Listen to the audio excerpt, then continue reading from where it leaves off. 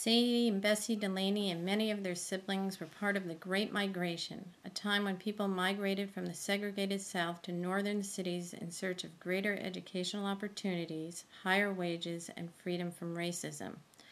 Harlem was the most popular destination where Southern African Americans joined black people from the West Indies and native New Yorkers and developed a close-knit community.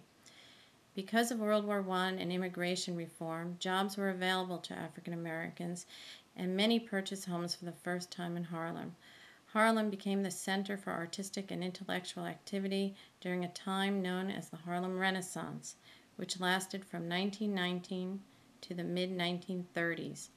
The ideas originating in Harlem influenced people all over the world.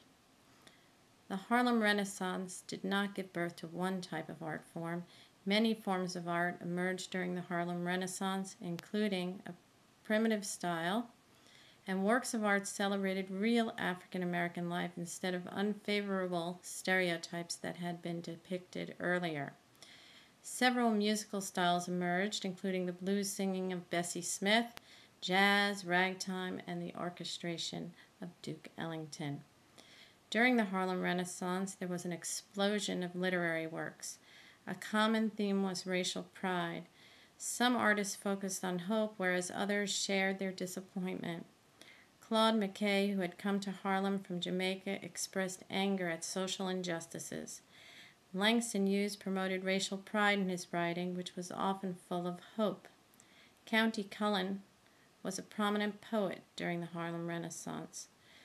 For the first time, white publishers were interested in the literary works of African Americans, and many books by African American writers were published during the Harlem Renaissance, including the work of such women as Zora Neale Hurston, who focused on rural folk cultures, and Nella Larsen. In its heyday, Harlem was an exhilarating place filled with intellectual curiosity and creativity. Unfortunately, after the stock market crashed in 1929 and the Great Depression set in, many people in Harlem lost their jobs and their homes. The Harlem Renaissance, however, has left its indelible mark on American history.